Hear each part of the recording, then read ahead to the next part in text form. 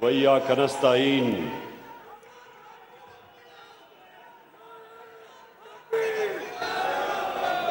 मैं थोड़ी खामोश। मैं सबसे पहले आज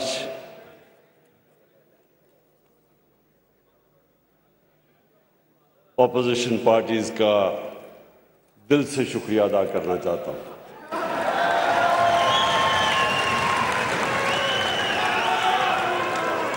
मैं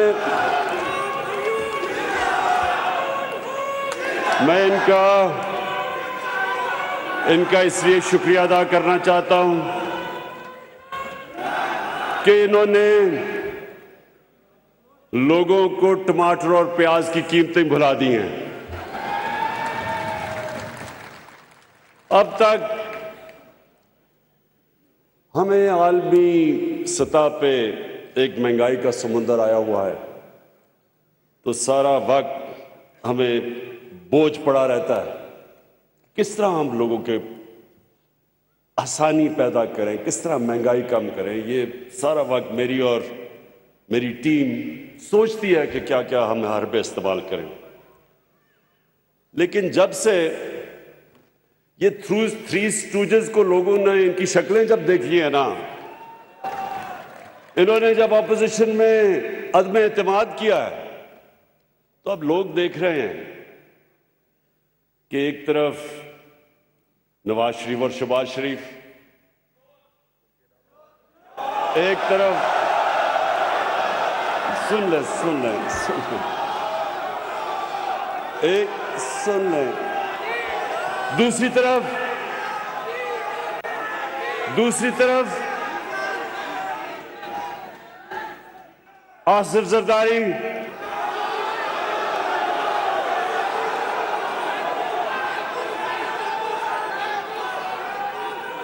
मैंने एक मिनट सुने। मैंने ये अपने लोगों से कहा, मैंने कहा देखो, इन्होंने मेरे लिए इतना मेरे ऊपर एहसान किया है कि मैं इनको अब बुरा भला नहीं कहने लगा। सिर्फ तो एक तरफ सुन तो लो, एक तरफ नहीं,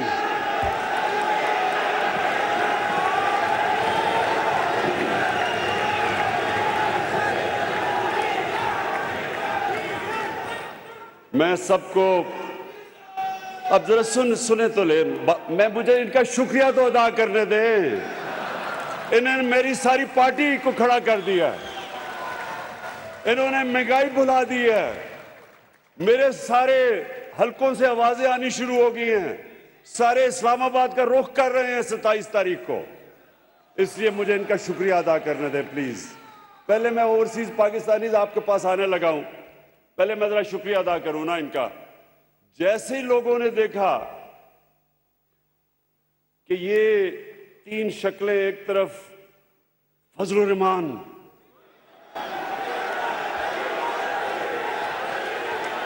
सुन ले, अब जरा सुने। अच्छा, मैं सोच रहा था कि 10 दिनों में एकदम ये मुल्क बदल कैसे गया है। मैंने बड़ा रात को सोचा, मैंने कहा ये हुआ क्या है कि एकदम सारी मेरी पार्टी खड़ी हो गई, सारा मुल्क सब कुछ महंगाई मुंगोई भूल गया है।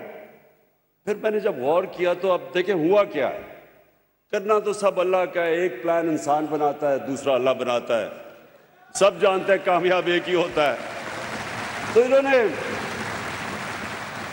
तो अब ये जब तीन इकट्ठे हुए थ्री स्टूजेस, तो जो नून लीग है, नवाज शरीफ के लोगों को इन्होंने 20 साल ये बताया कि जरदारी से करप्ट आदमी पाकिस्तान में कोई नहीं है। 2 दफा उसे जेल में डाला। उधर जरदारी ने पीपल्स पार्टी को यह बताया कि नवाज शरीफ से करप्ट आदमी कोई नहीं है। उसके ऊपर हुदैबा पेपर मिल का केस बनाया। वो क्या था कि यहां से मनी लॉन्ड्रिंग करके, चोरी करके पैसा बाहर लेके जाते थे, उधर फेक अकाउंट से वापस पैसा लेके आते थे। ये केस था, ये जरदारी ने इसके ऊपर बनाया था शरीफों पे। और फजलुर रहमान को डीजल नून लीग ने शुरू किया था कहना।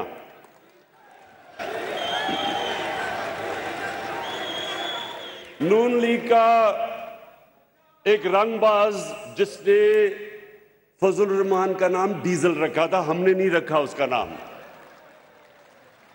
और डीजल इसलिए कि वो डीजल के परमिटों पे पैसे बनाता था। अब ये सुने जरा, फजलुर रहमान की पार्टी समझती है कि पीपल्स पार्टी और नून लीग चोर हैं, नून लीग समझती है जरदारी चोर है, फजलुर रहमान डीजल है। पीपल्स पार्टी नवाज शरीफ को चोर समझती है और इसको डीजल।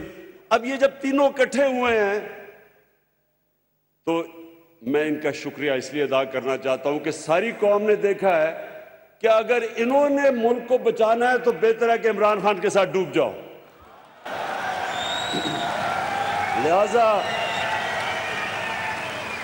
लिहाजा बहुत बहुत शुक्रिया। और एक मिनट, अभी नारे नहीं लगाना क्योंकि बड़ा जरूरी है मैं आपसे बातचीत कर लूं, क्योंकि मैं अपने ओवरसीज पाकिस्तानीज के ऊपर बात करना चाहता हूं। देखें, ये अल्लाह का खास करम हुआ है इस मुल्क पे कि ये तीनों इकट्ठे हो गए और इन्होंने फैसला किया अदम एतमाद की तहरीक करने का, वो मेरे खिलाफ वो करने का। तो मैंने उस दिन, आप यकीन करें, मैंने अल्लाह से 2 नफल मांग के शुक्रिया अदा किया। इसलिए एक मिनट, अभी वही शोर नहीं, मैंने इसलिए किया कि मैं तंग आ गया था। 3.5 साल जब से हुकूमत आई है, कल हुकूमत गई, परसों हुकूमत गई, आज गई, नाहिल है, सिलेक्टेड है। तो अब जो ये तीनों इकट्ठे होके इन्होंने जो किया है, ये अब कप्तान की जो ये बंदूक की नशिस्त है ना, ये तीनों उसके बीच में आ गए हैं। और जो सुने जरा, सुने देखें,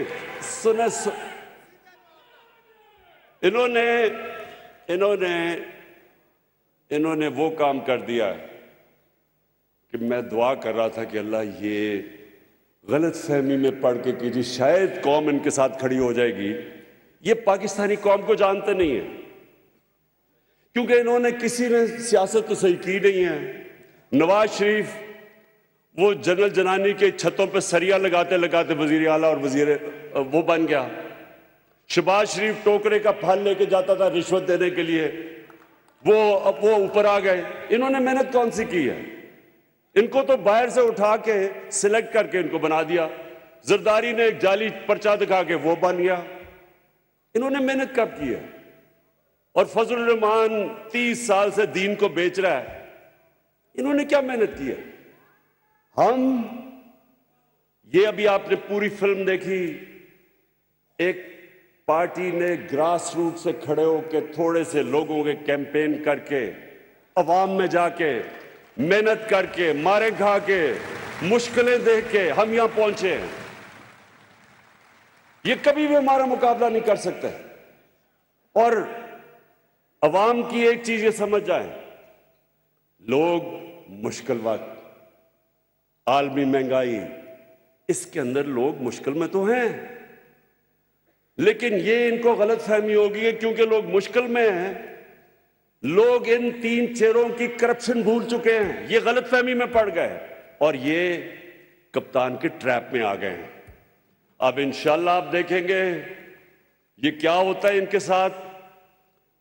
मैं ये पेशन गोई करता हूं कि ये सिर्फ अदम एतमाद इनकी फेल नहीं होगी, इनकी 2023 की इलेक्शन भी गई। अच्छा, मैं जरा अब ओवरसीज पाकिस्तानी देखें, क्योंकि मैं भी कोई 20 साल ओवरसीज पाकिस्तानी रहा हूं। मैं बाहर क्रिकेट खेलता था, बाहर कमाई करता था। मेरा क्रिकेट की वजह से और फिर शौकत खानम की वजह से मेरा सबसे ज्यादा ओवरसीज पाकिस्तानी के साथ राब्ता रहा। मैं उनकी मुश्किलें जानता हूं, मैं उनकी कंट्रीब्यूशन जानता हूं। मैं ये जानता हूं कि जब ये एक पाकिस्तानी मुल्क से बाहर जाता है तो उसको अपना मुल्क याद आता है, उसको फिर अपने मुल्क की सही मायने में पता चलता है कि ये मुल्क कितना बड़ा अल्लाह का तोहफा है। फिर वो अंदर से उसको तकलीफ होती है कि हमारा मुल्क क्यों नहीं ऊपर जाता, दुनिया ऊपर जा रही है, हमारा मुल्क क्यों पीछे रह गया। उसको दर्द होती है इसकी।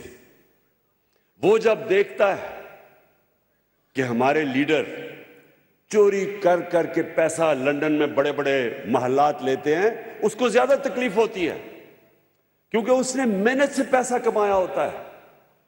उन्होंने 12-12 घंटे काम किए होते हैं जब बाहर जाके कि अपने बीवी बच्चों का पेट पाले, उनको अच्छे स्कूलों में पढ़ाए, उनकी तालीम दे। इसलिए वो जब देखते हैं कि लंदन के सबसे महंगे इलाके में, मेफेयर में, जब यहां से चोरी करके पैसा वहां लेके जाते हैं, बड़े बड़े महलों में रहते हैं, बड़ी बड़ी गाड़ियां चलाते हैं, कैसीनोज में रात को ये भरे हुए होते हैं, जुआ खेलते हैं, तकलीफ होती है। वो मेहनत करते हैं, ये अपने मुल्क का चोरी का पैसा बाहर लेके जाते हैं, हमारे बैरून मुल्क पाकिस्तानी वहां से कमाई करके पाकिस्तान पैसा भेजते हैं, जिसकी अभी असद उमर ने आपको बताया कि रिकॉर्ड रेमिटेंसेस आई हैं हमारे दौर में, और उसके ऊपर हमारा मुल्क चल रहा है। तो ये वहां मेहनत करके पैसा पाकिस्तान लाए, वो यहां से चोरी करके, मनी लॉन्ड्रिंग करके पैसा बाहर लेके जाएं और याशी करें वहां, ये और इनके बच्चे। इनको तकलीफ होती है। हमारे वो मेहनत कश पाकिस्तानी वो जब देखते हैं, एक तकलीफ ये होती है कि चोरी के पैसे में याशी कर रहे हैं, दूसरी तकलीफ ये होती है कि ये मुल्क को बदनाम कर रहे हैं, क्योंकि जब ये बाहर जाते हैं और ये बाहर महलों में रहते हैं तो सारे उनकी हुकूमत के लोगों को, उनके वजीर आजम को, सबको पता होता है कि इनके पैसे किधर किधर पड़े हैं और कितना चोरी का पैसा इनके पास है। आज रूसियों का, जो रूस के बड़े बड़े बिजनेसमैन हैं, जिनको ओलिगार्क्स कहते हैं, इनके सारे पैसे जब्त हो रहे हैं, इनके ऑफशोर अकाउंट्स जब्त हो रहे हैं, क्योंकि उनको गुस्सा है रूस के ऊपर। उसकी वजह से ये इनके सारी प्रॉपर्टीज, असासे, जायदाद वो जब्त कर रहे हैं, और इनको भी यही डर है। ये जो बड़े इस वक्त, ये जो खास तौर पे 2 बड़े खानदान जिन्होंने यहां से चोरी करके अरबों डॉलर इनका बाहर पड़ा है, ये सिर्फ यही नहीं कि चोरी करते हैं, इनका चोरी का पैसा हमारे मुल्क को गुलाम कर देता है। वो कभी भी सर उठा के बात नहीं कर सकते बाहर के लोगों के साथ। अगर उनको भी पता है दोनों को कि इनका चोरी का पैसा है, चोरी का पैसा इनको गुलाम बना देता है। जब आप देखते हैं कि जनाब वो पाकिस्तान का वजीर आजम ओबामा के सामने बैठा हुआ है, काम पे टांग रही हैं,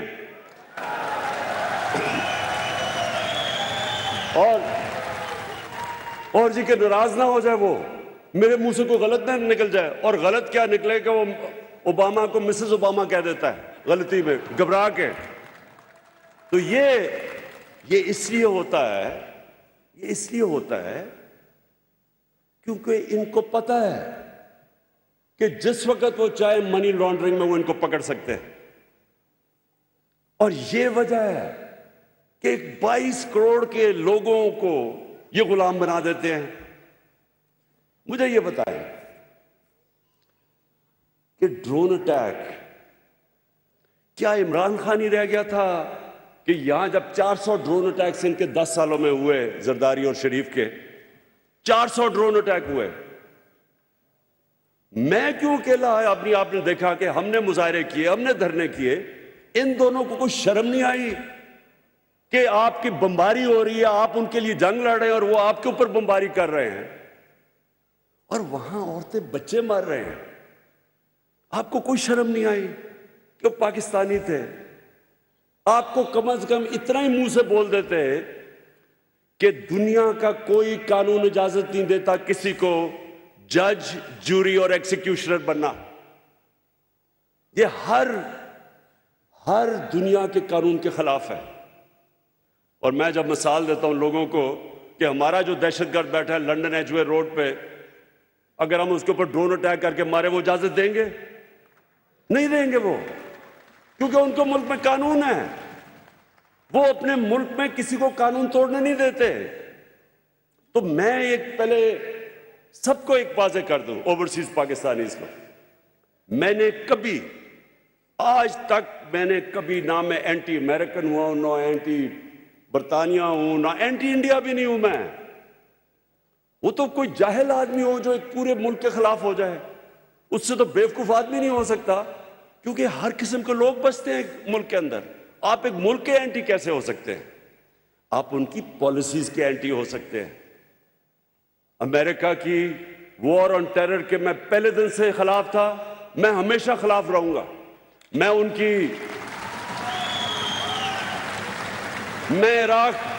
इराक की जंग के खिलाफ मैंने लंदन के अंदर मुजाहरे मैंने डेमोन्स्ट्रेशन के अंदर शिरकत की है। बरतानिया के अंदर लाखों लोग उन्होंने मुखालफत की, जो कि इराक की जंग में जा रहा था एक झूठ के ऊपर, वेपन्स ऑफ मैस डिस्ट्रक्शन पे। मैंने उनके साथ शिरकत की। तो बरतानिया में आप कैसे कह सकते कि मैं एंटी यूके हूं, क्योंकि उन पर बहुत बड़ी अक्सरियत ने उसकी मुखालफत की थी।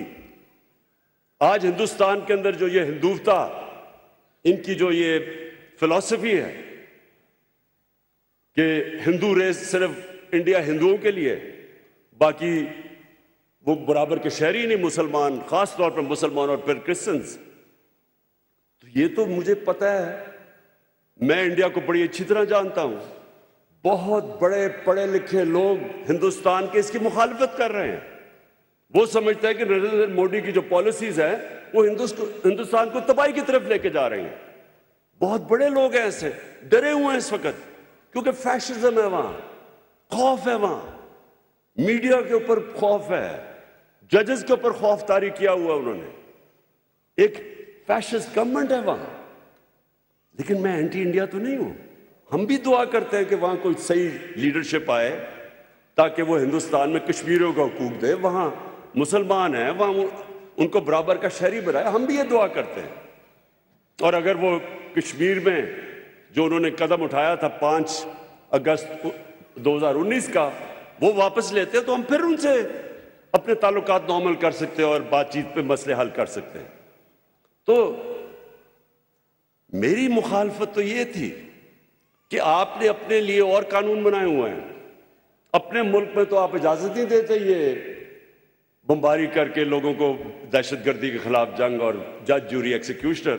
तो हमारे मुल्क में आप ये कर रहे हैं 400 ड्रोन अटैक्स, कितने लोग उसमें मारे गए, कितनी औरतें बच्चे मारे गए, और जिम्मेदारी किसकी थी? इन दोनों की। और ये दो क्यों नहीं बोलते थे? क्योंकि ये अपने पैसे के गुलाम हैं। अगर चोरी के इनको इतना पैसे से प्यार है, ये इस मुल्क को बेच देंगे अपने पैसे को बचाने के लिए। इन्होंने जो हिंदुस्तान से नवाज शरीफ ने जो किया है, आप सोचें कि हिंदुस्तान के प्राइम मिनिस्टर से बरका दत्त बड़ी सहाफी है, उसने मुझे अपनी किताब भी दी हुई है।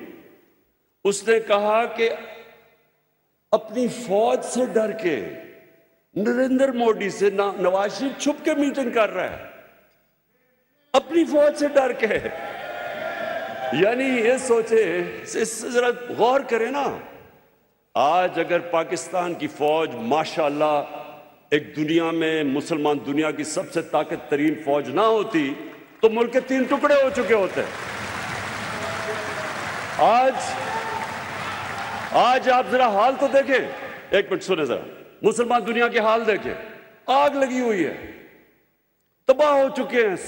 सीरिया को लो, शाम लो, लिबिया लो, अफगानिस्तान से क्या हुआ है, इराक में क्या हुआ, सोमालिया में क्या हुआ, यमन में, सारी दुनिया में अजाब आया हुआ है। पाकिस्तान को अल्लाह ने बचाया हुआ है। क्यों? क्योंकि माशाअल्लाह एक मुल्क की ऐसी फौज है जो अपने मुल्क की दफा कर सकती है। और इस फौज के पीछे, अब जरा सुने, ये दो मेमो गेट क्या था? जरदारी वहां हुसैन हक्कानी जो एम्बेसडर इसने रखा हुआ था अमेरिका में, वो जाके मैसेज देता है अमेरिकन फौज के हेड को कि जरदारी को पाकिस्तानी फौज से बचा लो। ये मेमो गेट था। अब हैरत सोचे ना कि एक आदमी उनको ये कहता है कि अपनी फौज से, इसको एम्बेसडर कहता है कि अपनी फौज से, पाकिस्तान की फौज से जरदारी को बचा लो, और दूसरी तरफ नवाज शरीफ, डॉन लीग्स क्या थी? हिंदुस्तान को पैगाम दे रहे हैं कि जनाब अपनी फौज को, अपनी हिंदुस्तान को यह पैगाम दे रहा है कि हमारी फौज गलतियां कर रही है, लेकिन नवाज शरीफ आपके साथ है। वो ओहो, बस बस बस बस बस सुने,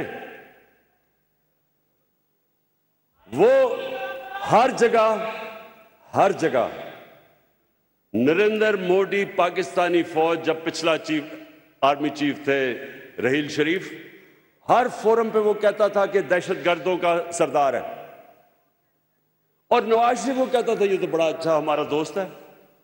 आप सोचे कि मुझे कोई कहे कि आर्मी चीफ, कोई बाहर का लीडर कहे कि आर्मी चीफ आपका दहशतगर्द है और इमरान खान बहुत अच्छा है, मैं अपनी तौहीन समझूंगा।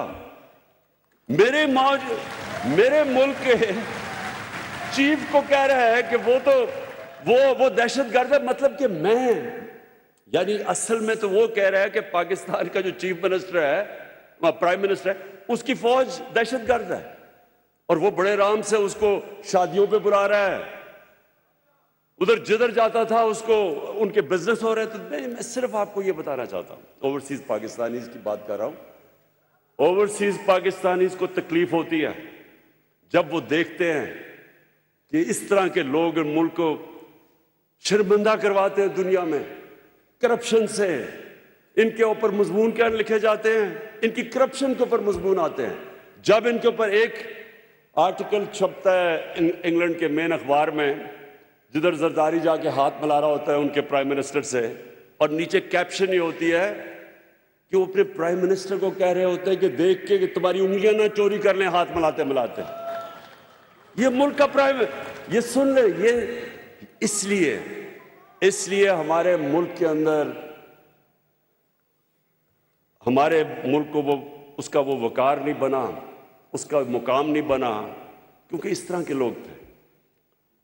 मुझे कई इख्तलाफात हैं जुल्फ़िकार अली भुट्टो से, कई चीज़ों उन्होंने बड़ी गलत की, लेकिन मैं आज ये कहता हूं कि वो एक खुददार लीडर था।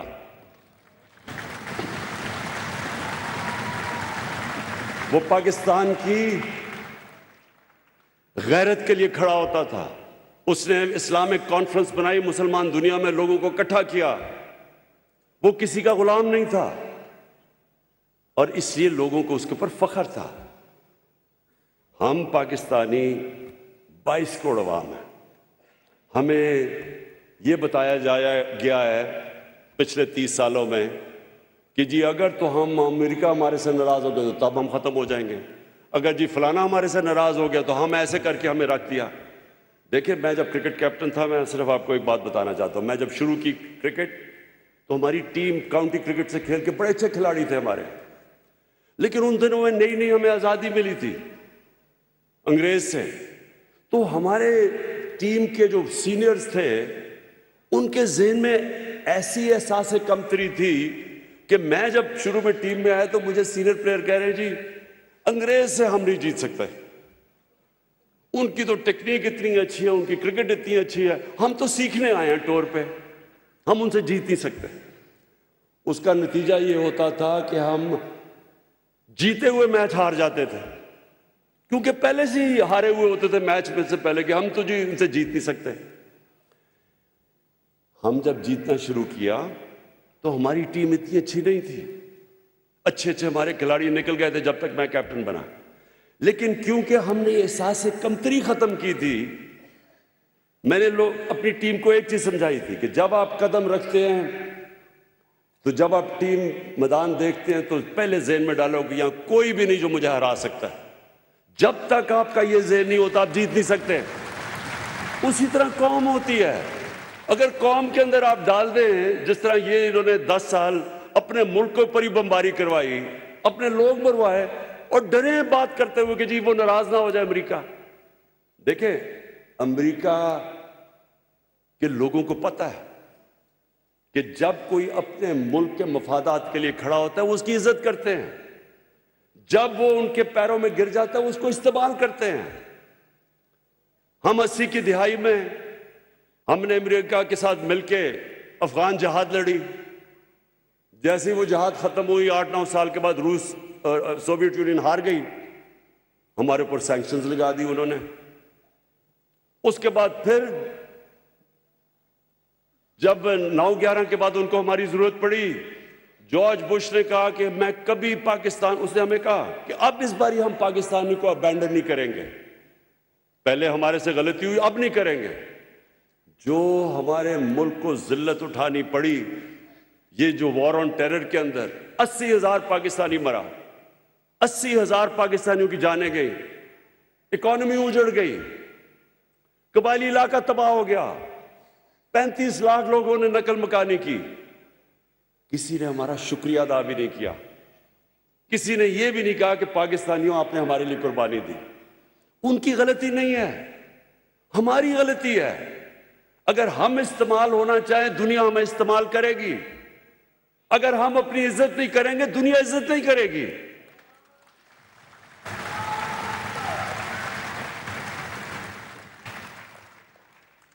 और मैं आखिर में आपको यह कहना चाहता हूं आज सबको ओवरसीज पाकिस्तानीज के सामने, पहले तो मैं आपको यह कि आपको हमने वोटिंग राइट दिलवाया, क्योंकि मेरा हमेशा मैं समझता था कि ओवरसीज पाकिस्तानीज हमारा असासा है, उनको पाकिस्तान के अंदर उनकी वोट भी होना चाहिए। मैं तो ये कहूंगा उनको इलेक्शन भी लड़ना चाहिए, क्योंकि जो लोग हमारे मुल्क में पैसा भेजते हैं, मुल्क उनकी रेमिटेंसेस पर चलता है, उनको क्यों नहीं शिरकत करनी चाहिए पाकिस्तान की पॉलिटिक्स में? अगर लोग उनको वोट देना चाहते हैं तो उनको दें वोट। और दूसरी चीज, मैंने ये भी फैसला किया कि अब हम अभी तक तो रेमिटेंसेस भेजते हैं, अब जो मैं चाहता हूं कि ओवरसीज पाकिस्तानीज पाकिस्तान में इन्वेस्ट करें। उसके लिए हमने क्या किया कि जो भी आप जॉइंट वेंचर करेंगे पाकिस्तानियों के साथ, यानी ओवरसीज पाकिस्तानी जॉइंट वेंचर यहां करेंगे या आप कोई इन्वेस्टमेंट करेंगे इंडस्ट्री में इन्वेस्टमेंट करेंगे, 5 साल तक आपको टैक्स हॉलिडे मिलेगा।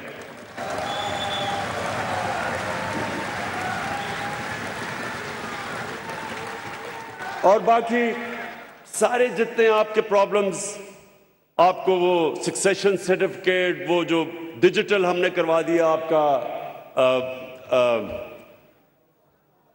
पावर ऑफ अटर्नी, वो हमने आपकी डिजिटल करवा दी है। और इंशाल्लाह हर वक्त आप देखेंगे कि आपके लिए आसानियां पैदा। मैंने अपनी मिशंस को कह दिया है, अपने एम्बेसडर्स को, कि आपका सबसे बड़ा काम ये होगा कि आपने हमारे ओवरसीज पाकिस्तानीज की जिंदगी आसान करनी है, उनके लिए आसानियां पैदा करनी है बजाय मुश्किलात करने के लिए। और मैं आखिर में जो बात कहना चाहता हूं वो ये, मैं चैलेंज करता हूं, ये मैं आज खड़ा चैलेंज कर रहा हूं कि ये जो हमने 3.5 साल में पाकिस्तान के लिए जो मुश्किल हालात में हमने किया है, मैं चैलेंज करता हूं कि पाकिस्तान की तारीख में किसी गवर्नमेंट ने 3.5 साल में इतना ज्यादा काम नहीं किया। और मैं सुन ले जरा, सबसे पहले अब सुने, कभी मुल्क तरक्की कर ही नहीं सकता जब तक आपकी एक्सपोर्ट्स ना बढ़े।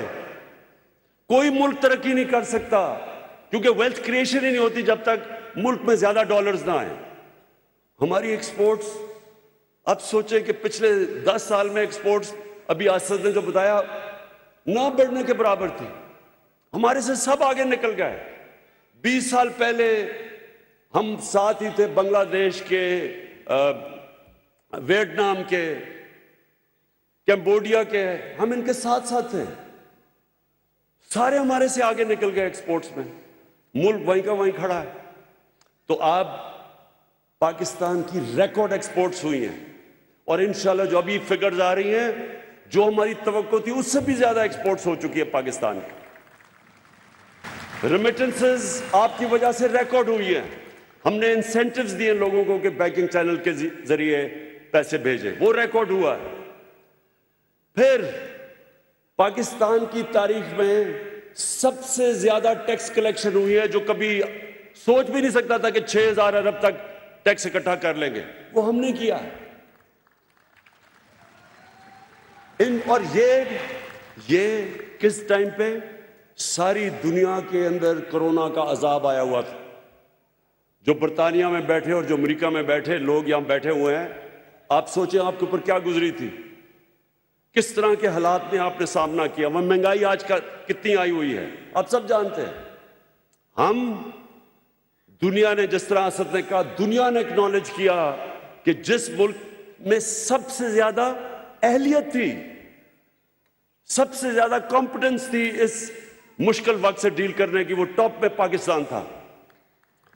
और उस दौर में अपने लोगों को भी बचाया, अपनी इकोनॉमी को भी बचाया। 5.6% ग्रोथ रेट हुई, जो कोई तस्वर भी नहीं कर सकता था। एशियन डेवलपमेंट बैंक का भी वाइस प्रेसिडेंट, उसने कहा हमें हैरत है कि पाकिस्तान जिस तरह ऊपर गया। बिल गेट्स ने आके पाकिस्तान के मॉडल की तारीफ की। इकोनॉमिस्ट ने पाकिस्तान को रखा कि इन्होंने जिस तरह निकले हैं इस मुश्किल वक्त से। और टैक्स कलेक्शन उस वक्त पे 6000 अरब रिकॉर्ड पे लेके गए, अपनी टारगेट से आगे निकल गए। और मैंने जब आया था, मैंने पहले कहा था कि मैं इंशाल्लाह इस मुल्क में 8000 अरब रुपया सालाना इकट्ठा करूंगा टैक्स में। मैं उससे ज्यादा इकट्ठा इंशाल्लाह आपको करके दिखाऊंगा, क्योंकि जब पैसा आएगा तो हम अपने लोगों पे खर्च करेंगे, हम अपने इंफ्रास्ट्रक्चर डेवलप करेंगे। हमारी जो 4 फसलें थी, जो भी बताया, उससे 4 रिकॉर्ड फसलें हुई हैं पाकिस्तान की तारीख में। 1100 अरब रुपया गया देहात के अंदर। 65% पाकिस्तान देहात में है। कभी पाकिस्तान के देहात में इतना ज्यादा पैसा नहीं गया। उनको कीमत भी मिली और फसल भी रिकॉर्ड हुई और कीमत भी किसानों को मिली। कभी ऐसे कीमत नहीं मिली। हाँ, महंगाई हुई, लेकिन जो उनको इजाफी पैसा गया 1100 अरब रुपया, जो इस वक्त खुशहाली, वो रिफ्लेक्ट होता है। Record motorcycle sales, record tractor sales, record गाड़ियों की सेल्स, क्योंकि लोगों के पास पैसा आया है। रिकॉर्ड इस वक्त टेक्सटाइल इंडस्ट्री ने सारे रिकॉर्ड तोड़ दिए हैं। हम जब आए थे, टेक्सटाइल इंडस्ट्री फैसलाबाद में बंद पड़ी थी। टेक्सटाइल इंडस्ट्री को रियल एस्टेट में कन्वर्ट कर रहे थे लोग। आज मजदूर नहीं मिलते टेक्सटाइल इंडस्ट्री के लिए, सारी पुरानी इंडस्ट्री चलनी शुरू हो गई है। ये हमारी पॉलिसीज की वजह से हुआ। आईटी, सारी दुनिया आगे निकल गई है, इंफॉर्मेशन टेक्नोलॉजी में हमें पीछे छोड़ गई। सिर्फ 2 सालों में 75% इंक्रीज आया हमारा आईटी के अंदर, क्योंकि हमने पॉलिसीज चेंज कर दी है। कंस्ट्रक्शन में हमने अपने लोगों को बचाया। 1500 अरब रुपया, कभी भी इतना ज्यादा कंस्ट्रक्शन में जनरेट नहीं हुआ जो रिलेटेड इंडस्ट्रीज थी। तो मैं आज ये जो सारी ऑपोजिशन को चैलेंज करता हूं, किसी चीज में हमारा मुकाबला करो, हर चीज में हम तुम्हारे से आगे हैं। कहते जी बड़ी महंगाई है। जब ये तीनों बारियां ले रहे थे, पीपल्स पार्टी का जब दौर था, तो तीनों ही पावर में थे, क्योंकि उन्होंने मुख मुका करके 10 साल हुकूमत की है। जो पीपल्स पार्टी का 5 साल का दौर था, उसमें हमारे से ज्यादा महंगाई थी। उसके बावजूद कि दुनिया में वो महंगाई नहीं जो आज है। अमेरिका में 40 साल के बाद इतनी महंगाई हुई है, बर्तानिया में 30 साल के बाद, तो उसके बावजूद उनकी महंगाई हमारे से ज्यादा थी। कोई इंडिकेटर ले लो, हमारी तालीम ले लो, पहली दफा पाकिस्तान की तारीख में यकसा तालीमी निसाब हम लेके आए हैं। कभी किसी ने नहीं सोचा इस चीज का। और हमारा सबसे बड़ी चीज, मैं चैलेंज करता हूं कि जो हमारी गवर्नमेंट ने पहली दफा कोशिश की अपने निचले तबके को उठाने के लिए, कभी इस तरह की कोशिश पाकिस्तान की तारीख में नहीं हुई। हेल्थ कार्ड, आप अमेरिका, इंग्लैंड बैठे हैं, कहीं भी आपको हेल्थ इंश्योरेंस नहीं मिलती पैसे दिए बगैर। ये हम कर रहे हैं पाकिस्तान में कि हर खानदान को हम 10 लाख रुपया दे रहे हैं हेल्थ इंश्योरेंस में मुफ्त, हर खानदान को दे रहे हैं। ये कोई तस्वर भी नहीं कर सकता गरीब मुल्कों के अंदर। और इसीलिए ही ये डाकुओं के टोलों को डर लगा हुआ है। इस टोले को डर लगा हुआ है कि ये जो कर रहे हैं आगे तो इनकी दुकानें बंद होने लगी है। 50 साल के बाद पाकिस्तान में डैम्स बन रही हैं। 50 साल पाकिस्तान कोई डैम नहीं बनी। अब पानी बचाने के लिए पहली डैम 2025 में मोमन डैम बड़ी डैम है, 2026 में दासू डैम और 2028 में बादशाह डैम बनेगी, जिससे दुगनी हो जाएगी हमारी पानी की स्टोरेज। उसका मतलब हम और ज्यादा गंदम अपना पानी दे सकेंगे और इलाकों को पानी के नीचे ला सकेंगे। कहने का मकसद आखिर में यह है कि मैं चैलेंज करता हूं अपने मीडिया वालों को, अपने इकोनॉमिस्ट को, इन सारी पार्टीज को, कभी हमारे साथ डिबेट करो। हम आपको साबित करेंगे कि आप तो 30 साल 35 साल बारियां लेते रहे हैं। हमने 3.5 साल में जिस तरह की पाकिस्तान में इंप्रूवमेंट्स किए हैं, पाकिस्तान की तारीख में किसी ने नहीं की। नेशन बिल्डिंग की है, रहमतुल्लिल आलमीन अथॉरिटी अपने बच्चों की तरबियत करने के किए है। लोगों को पता चले मुल्क बना क्यों था, सीरत नबी क्या थी, कैसे वो नबी सल्लल्लाहु अलैहि वसल्लम ने लोगों के कैरेक्टर बदल दिए, लीडर बना दिया, लोगों को दुनिया की इमामत करवाई। पता ही नहीं हमारे लोगों को कि पाकिस्तान तो बना ही इसलिए था। ये पहली दफा हम अपने बच्चों को स्कूल में बता रहे हैं सीरत नबी क्या था, नबी सल्लल्लाहु अलैहि वसल्लम का रास्ता क्या था, क्या वजह थी कि उसने अरबों को उठा के दुनिया की इमामत करवाई। और फिर ये याद रखें कि जो हमारे दौर के अंदर हमने दुनिया के अंदर अपने नबी सल्लल्लाहु अलैहि वसल्लम की जो बेहुरमती होती थी, उनकी शान में गुस्ताखी होती थी। 30 साल फजल रहमान इस्लाम को बेच रहा है। मैंने 3.5 साल में आज प्रेसिडेंट पुतिन के मुंह से निकला है कि आजादी सहाफत के नाम पे आप नबी सल्लल्लाहु अलैहि वसल्लम की शान में गुस्ताखी नहीं कर सकते।